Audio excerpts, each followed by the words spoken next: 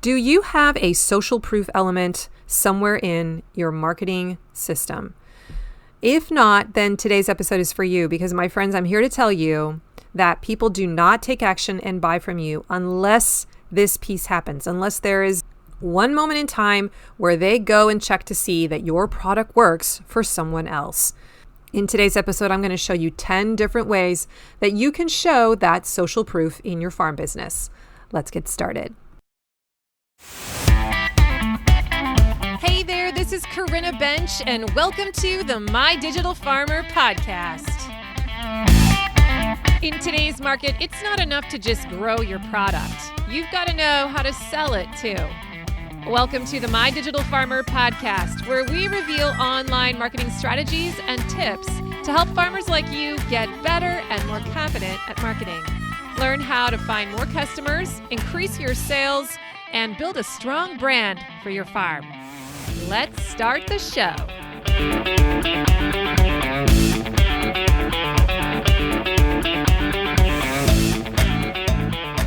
Well, welcome to episode 272 of the My Digital Farmer podcast. I am your host, Corinna Bench, one of the farmers at Shared Legacy Farms out in Elmore, Ohio. I'm also the founder of MyDigitalFarmer.com, which is all about trying to help other farmers like you get more confident in your marketing and sales strategies so that you can grow a profitable business. How's everyone doing today? Welcome back to the show. Big shout out to all of my regular listeners, my binge listeners. And if you're new to the show, I'm really glad you're here. Welcome to the community. Make sure that you subscribe to the podcast. You're going to want to do that. And then go check out some of my back issues. You can scroll through. I've got over 250 of them now. And I'm sure you can find something there that piques your interest. If you're really new to the marketing space, though, and you need kind of a 101 crash course, I recommend that you go listen to the first 10. Or even better, get onto my email list, because when you do, I'm going to send you a weekly email for like 3 months that's going to walk you through the marketing jungle and kind of get you onboarded into what you need to know. And you can do that by going to mydigitalfarmer.com/subscribe. I get really good reviews for that, so definitely take advantage of that. Today's episode is sponsored by my friends at LocalLine. Switch to LocalLine and grow your farm to new heights this season. LocalLine is the most comprehensive sales software built for farmers and food hubs. Its features include e-commerce, automated inventory management, subscriptions, a website builder, point of sale, and more, helping you increase your sales and streamline your processes. So whether you're a CSA farmer or you sell meat, you run a food hub, or maybe you sell wholesale or offer a herd share, LocalLine has the tools and features that you need to succeed. We're a big fan. Are you looking to switch to a sales software that does it all? Subscriptions start as low as $49 a month with no setup fees or sales percentages. That's huge for me. Plus, if you join LocalLine today, your onboarding manager will migrate your storefront at no cost, so you can be up and running in no time, even in the middle of the season. As a bonus, if you are a podcast listener, LocalLine is also offering a free premium feature for 1 year with your subscription when you use my coupon code MDF2024. So go to mydigitalfarmer.com/LocalLine and then enter the coupon code MDF2024. Make the switch today. And now back to the show. Well, I'm back. Hello, everyone. Right now, as you listen to this, I should be on vacation with my family in Canada.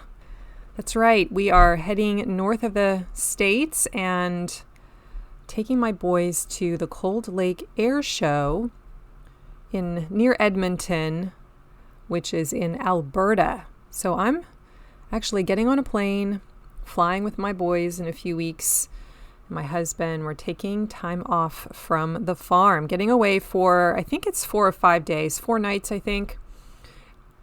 Had to get passports for the boys. They're very excited. So if you have just started following me, maybe you don't know this, but both of my boys are really into aviation. In fact, Jed is going to an aviation school where he's learning to be an airplane mechanic, not a pilot, but a mechanic. He's very, very good at it.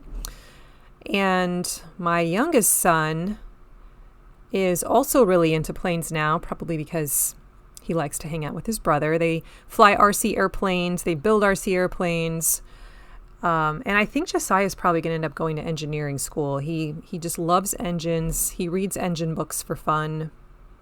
He builds engines, vacuum engines, like using a vacuum cleaner out of Legos. And then they're working engines. It's crazy, you guys. So anyway, we're going to have a good time. We're hopefully watching an air show as we speak. And I just want to give a big shout out to Casey Marshall for giving us this adventure. She gifted us some VIP tickets to go to the air show and to stay at her place. We're going to be glamping in one of their geodesic domes. And Casey was actually one of my guests on the podcasts. I'll make sure I link up that episode in the show notes. It's an amazing interview if you want to get a glamping operation started on your farm. She is definitely one to follow. It's basically a mini course on how to do glamping on the podcast. So I'll link it up in the show notes. Really, really good. And she was in my accelerator program last fall. So we became friends, and I'm super excited to hang out with her and her husband and just, get away from the farm. So I'll let you know how it goes. I'm sure there's going to be many adventures. And I'm starting to feel better. I had a real turnaround in my health last week. I started taking digestive enzymes. I know you don't really want to know all the details, but I've really been struggling with acid reflux. It's gone into my throat, which is why I've been chewing gum for the last few months on the podcast. And my throat has actually started to heal over the last 10 days, ever since I started taking these digestive enzymes. So now I feel like there's a whole new frontier that I'm reading up on and learning about, which is gut health. Some of you are nodding your heads right now because I know you've been there. And I'm still at the beginning learning it all. So really just taking a lot of time to R&R this summer so that I can focus on healing and really just trying to get my voice back. So if my voice sounds scratchy and I'm clearing my throat a lot, it's just because it's gone into my throat and it's still kind of strained to talk for long periods of time. So I'm going to keep this kind of short today, but continue to pray for me. I really do feel like every few weeks I make progress. I either literally have a lowering of my symptoms or I learn some information that's going to help me figure this out. So I'm hopeful that I'll eventually get there. Okay, we're talking about social proof today. And the reason why I've made these notes for this particular episode like 6 weeks ago, but it's been sitting in my folder here for a while, waiting for the opportune time. And I feel like it's a good time to talk about it right now in the middle of the summer because, we're right in the middle of trying to sell our stuff. We're always trying to find new customers. We're always trying to attract new people into our community. And these are some things that are going to be really helpful for you. I think it's going to be a quick list of kind of 10 ways that you can show social proof. I'm not going to do a deep dive on each one, but I'm just going to kind of list them off, give some examples. And I want to start out by reminding you how important it is if you want to find new customers, we need to have social proof in our messaging somewhere. And some of you are really focused on finding new customers. If you are at the beginning stages of building a farm business, this is the focus, right? Figuring out what your offer is, your gateway offer, and finding as many new customers as possible. If you've been in business a while, our focus isn't so much on getting new customers as it is on really working the ones we already have, taking good care of them, making more offers for them, increasing our cart value, our average order value, and the number of times they come back and buy. That's how we're maximizing profits. But we're still, of course, always willing to take new customers. And the social proof element in the marketing system is, in my opinion, mostly there to attract the new client. Because once a person has become a customer, and they've bought from you many times and they're bought in and they like you. They don't need to be convinced that you're good enough. They don't need to go and read more reviews and, see all the badges and certifications. Like, they've been convinced. So the social proof messaging element is really there to help you find the new client and convince them to take action and buy, either get onto your email list or actually turn into a paying customer, move from being a lead and actually buy your products for the first time. So we have to have a social proof element in our marketing system somewhere. If you don't have this yet, please listen to me. This is an easy thing to build and put into place, and it may just be the thing that's keeping you from turning more people into clients more quickly.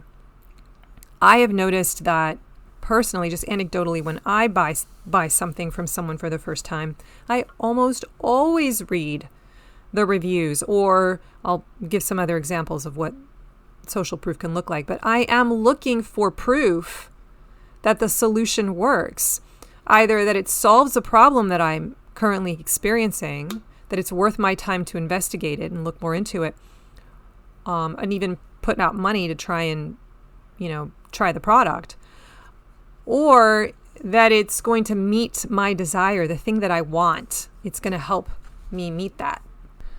The goal of today's podcast is to show you a quick list of examples of ways that you can be showing social proof. Some of them are very easy to do, and these are things you can put in place in under 20, 30 minutes. And they're going to grease the wheels. They're going to help those new people feel like they're more comfortable taking action, taking that risk, so they can buy from you for the first time. My hope is that you'll hear some of these suggestions and that you're going to go pick one or two of them and quickly implement them and hopefully see an increase this week in the number of new customers, in the number of new sales that you make. Okay, so let's just review what social proof can even look like. And I'm going to start with the most powerful one. This one is word of mouth. Now, this is a little bit hard for you to actually leverage and dial up and down, but I believe that word of mouth is still king. If you can amaze a customer enough and encourage them or create a culture where your customers talk you up, that will win every time over any other of these social proof elements.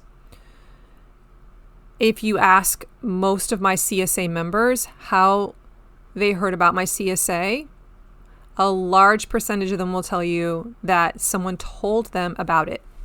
And that right there, that endorsement from a trusted source, is a form of social proof. It may not have been done as a post or a comment on a post. It might have just been talking with this friend over coffee or at a play date or at the park or wherever, and the friend mentioning that they are a part of my CSA, and a conversation started and it got that person thinking. They went and looked me up and they decided they would try it. So word of mouth, I mentioned it first because I think it is actually the most powerful. If you can somehow encourage your clients to be telling their friends, if you are literally trying to fill up your CSA, for instance, and you have 10 more spots left, you can probably get there by reaching out to 10 specific clients, getting on the phone with them, and asking them to please help you find one more person each. And they'll go to work for you and they'll do it. So that's just the first one I wanted to mention. I'm not going to spend a lot of time there. Number 2 is what I call user-generated content, or UGC for short. That's the acronym out in the marketing space. And this is any kind of content that your current customers create that they drop out into the world and other people look at that and they mirror themselves.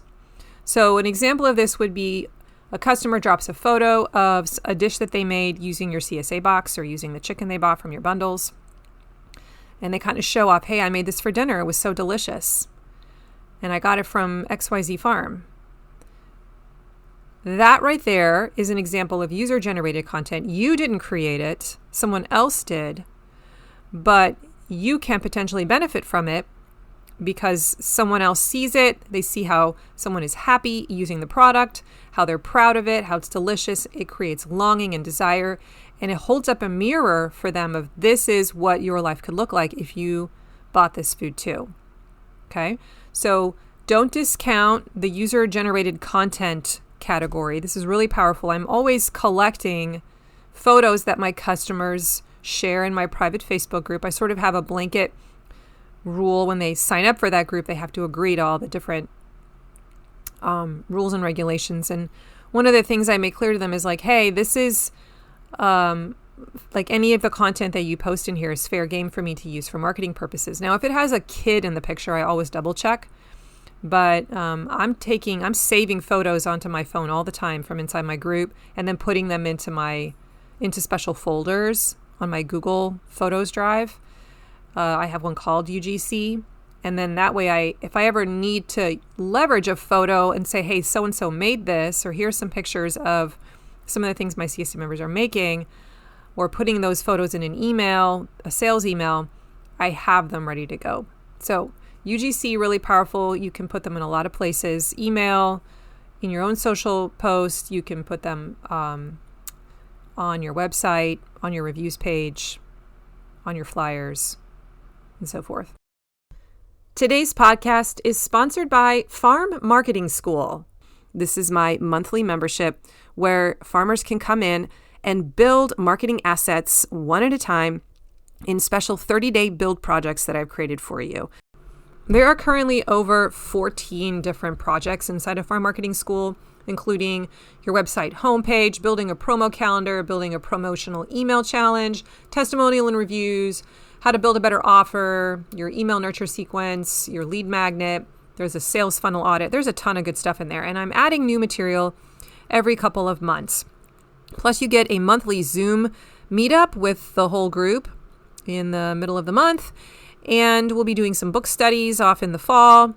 I'm really there just to try and empower you and help you get your marketing assets built. So the way this works is you subscribe from month to month. You can cancel whenever you want. You go in, you take the assessment. There's also a crash course in marketing that you can watch to just learn the lingo and the vocabulary and the framework. And then you get started building your first marketing asset. Every project includes a hour-long tutorial, a resource folder that gives you lots of templates and examples to help make the process of actually building your own version really fast, and also a project planner to help you time it out and make sure you get everything done. If you want to learn more about how to join Farm Marketing School and try it out, you can go to mydigitalfarmer.com/FMS. This is my new kind of flagship offer, my community that I'm going to really be pouring myself into over the next 6 to 12 months. Really excited about it. So I'd love to interact with you. Join at mydigitalfarmer.com/FMS. And now back to the show. Number 3 is the obvious one, a Google review or a Facebook review. Someone goes and actually leaves you a testimonial somewhere, right? They take the time to click on a link, think about what they want to say. They are so moved to help you and support you that either you request it and they're like, yeah, I want to do this for my farmer, or they're so moved by their experience because you created an amazing customer experience that they go and actually find you, leave a review. Now, one of the things that I've got on my website, I use a tool called Embed Social, and I pay like $20 a month for it. And what it does is it pulls the latest Google reviews onto a widget on my website, so that as a person's, coming to my website, there is an element, a social proof element on the website that shows the reviews. I can customize what the headline says but it's got the most recent reviews coming in, right? So if you're a farm that has a lot of reviews, this is a really awesome tool because you can quickly demonstrate in a blink of an eye, holy cow, a lot of people use this product. Look how many reviews there are. Look how many 5-star reviews there are. There's thousands of them, or even in the several upper hundreds, looks impressive. So they're not going to take the time to read all those reviews. They'll probably read 2 or 3. But just the sheer volume of reviews is going to prove to them that a lot of people do this, so it's therefore safe for me to do it too.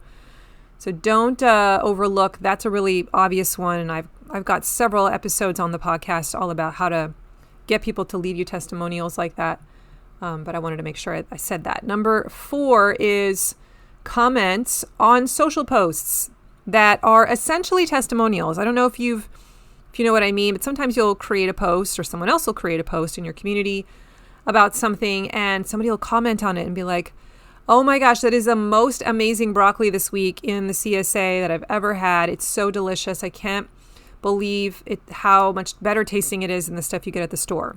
Okay. A little innocuous comment like that is actually a hidden gem of a testimonial, a form of social proof. And so you can grab a screenshot of that and look for ways to incorporate that into your marketing, whether it's in your social media, in your email, on a website, reviews page, and so forth. Okay, so be looking for social proof hidden within comments. If it's a really good one, it's worth saving, taking a screenshot of it. All right, number 5 is tagging you in an Instagram story or reel. To me, that's a form of social proof. You ever done that? Or have you seen that where a customer takes a picture of something and then, or has a video and comments about something and they tag you in that piece of content? That content is now going to all of their friends, their community, their followers. People are seeing your name associated with them. And they may come and follow you, they may come and look at your stuff, but your name is being lifted up and you're getting some applause, right? That is a form of social proof. And you have some people in your community that do that a lot. I know I have a handful of customers that are constantly tagging me. I really value those people. And they are showing social proof every time they do. They're saying this works. And I just imagine how many people are being exposed to that over and over and over again. Some of those people might eventually decide to buy. Number 6, wearing your swag. Do you have swag, my friends? Do you have a t-shirt that identifies your customer as part of your group, of your community? It could be other forms of swag too. It could be bags. It could be a mug.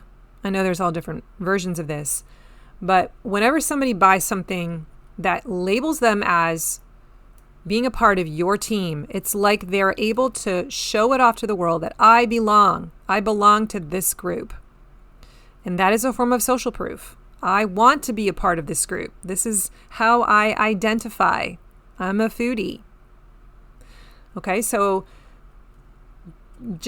some of you don't even have swag yet. That's fine. Eventually you'll get there. But swag is basically a form of social proof. And you can create promotions around, encouraging people to wear your swag on a certain day and they get a discount. There are things you can do to make large crowds of people wear the t-shirt on a certain day. And if it's a very distinctive looking t-shirt or a certain color, or it's got a cool design and everybody wants to have it, everybody wants to belong, that's powerful stuff. Number 7 is product badges. So some of your products are things like best sellers or customer favorites or top rated. Maybe you even have something that has won an award, a Best Cheese, International Cheese Award. You want to have visible badges on these products when you're talking about them or on your website, on the product description itself. Don't just hide that information in the product description. Have some sort of a visual element that lets someone know this is a really good product. This is loved by a lot of our folks. Start here. So that is a super easy way to communicate in a split second to a brand new potential client that you are an award winner, or you're really good at what you do, that this is an amazing product, that a lot of customers like it. Instant social proof. So if you've got a product like that that's won an award, this might be the thing you can do this week that takes 10 minutes, and you add it on there. And now you're going to notice more people start buying that product because you added that element. It's pretty cool. So that's a big one. Number 8 is what I call name dropping. If you have some customers that are big time, either well known in the community, maybe you have some politicians that are customers, or owners of big businesses, or a chef that's a big time name, make sure that you are dropping that name from time to time. Show pictures of the two of you collaborating, or passing the box to them, or maybe it's even a testimonial from them, or show on your website that you work with these restaurants. This is a very easy way for you to elevate your brand when you are in community with other people who have an elevated status. So that's definitely a form of social proof. Number 9 is statistics. Statistics that matter. Things like farming since 1969, or serving thousands of clients in the Metro Toledo area, or 85% CSA retention.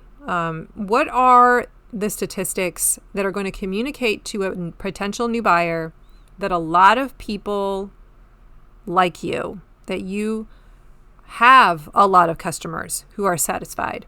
So if you have thousands of customers, make sure you mention the thousands in a heading, maybe on your testimonial widget. If you have thousands of 5-star reviews, make sure you tell people, I have thousands of 5-star reviews. If you have been farming for more than 15, 20 years, that experience is going to mean something to a brand new customer. They might choose you over another farm because they're looking for someone who's a little more established and a little more secure. Remember, we're trying to reduce the risk for people. That's always the balance when we're doing marketing. We're trying to increase desire and possibility within the hearts of our customers while reducing the risk and the fear. So when we're putting social proof together, showing to people, other people like our stuff, it works, we are reducing that risk. Statistics can do that. If you have a really high retention rate with your CSA, find a way to mention that. Hey, 85% of our customers come back every year, meaning the likelihood is pretty good that you will too.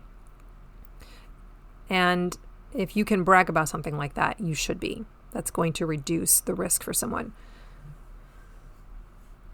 Okay. Oh, and I wanted to make sure I said put those statistics. Don't forget, you have to actually put them somewhere. So an obvious place to put them, it would be on your website. You can also put them in social media. You can put them in your emails, in your sales emails. You can share that information with your customers so that they can be talking about it when they do word of mouth, right? Make sure you have those talking points in key locations. Okay, the last one is certifications, badges, and seals. This is stuff like certified organic, or free range, or pasture fed, pasture raised, or, if you're a part of a certain statewide affiliation, that's going to mean something to your customer. Like putting those badges up on your banner, on a widget on your website near the top. Again, quickly communicate to a potential new client that a third-party authenticator has come into, your business and given you their seal of approval, so that the customer doesn't have to go through all the work of trying to make sure that you're legit. Someone else has done that for them and they can trust you. These are really powerful, especially things like USDA organic. Those are sometimes looked for by very specific people. They're trying to make sure that they see that seal, and if they don't see it, they might leave. So if you have it, make sure you're flaunting it a little bit. Don't hide it. Put that seal somewhere obvious in the right spot in the customer journey. Okay. All right. There you have it. That's my list. I'm going to review them really fast. Are you ready? Word of mouth, user-generated content, Google reviews, comments on social posts that essentially function as a testimonial, tagging you in an Instagram story or reel, or social media anywhere for that matter, wearing your swag, using product badges like bestseller or customer favorite or award winner, name dropping, statistics, and certifications, badges, and seals. Now, my hope is that you're going to hear that list and that some of them you're already doing, and you're going to pat yourself on the back and be like, awesome, I have something in place somewhere in my funnel that is taking care of this. Some of you are going to listen to that list and say, I don't have anything like that yet. And then I'm here to tell you, jump on that this week and start working on one of them, just one of them, because my friends, I promise you, this piece is so important to turn a lead into a customer. They don't know that they're looking for this, but they're looking for this. And all it takes is for them to see an element of social proof, and they're that much closer to saying yes and buying from you for the first time. This is an easy thing to implement.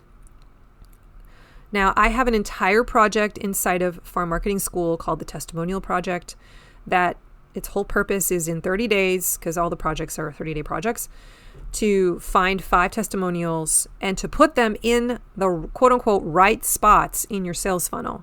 Okay, there are certain key locations that we put them where the potential new customer goes in their journey.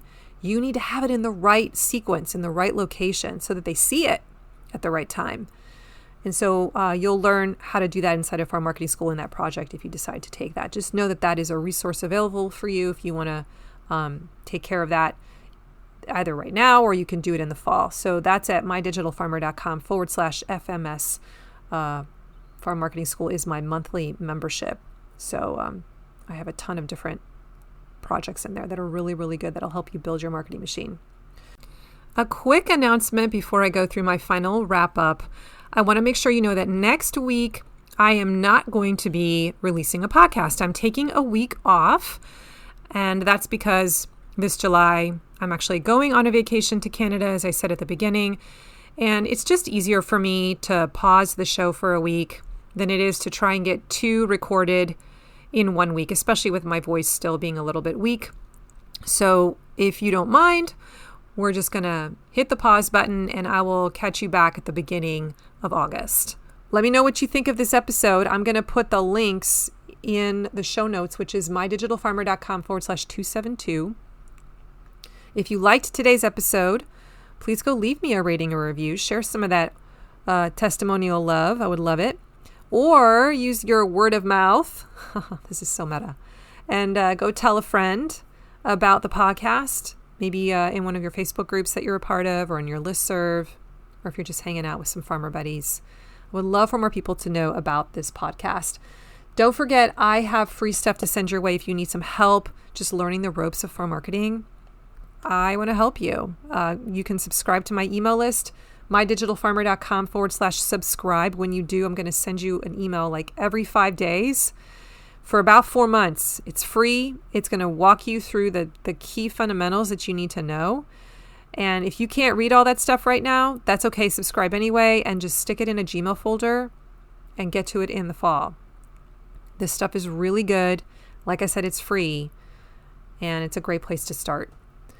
If you want to go deeper and actually start building the projects and you feel like you need like the video tutorial and you need the cheat sheets and the templates to get started, that's when you can kind of join Farm Marketing School month by month and build those projects as you want. Okay, that's at mydigitalfarmer.com/FMS. Super excited to invest in that monthly membership program that's taking the places of Accelerator this fall. I've decided to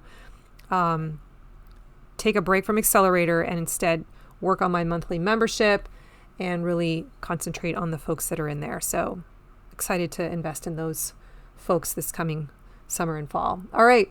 If you want to continue the conversation and you're on Instagram, then go follow me at mydigitalfarmer. I like to show up there in stories with a mindset coaching tip or a marketing tip. Would love to connect with you there. Thanks for joining me today, everyone. Have an awesome week. Remember, I believe in you. I'll talk to you next time. Bye-bye.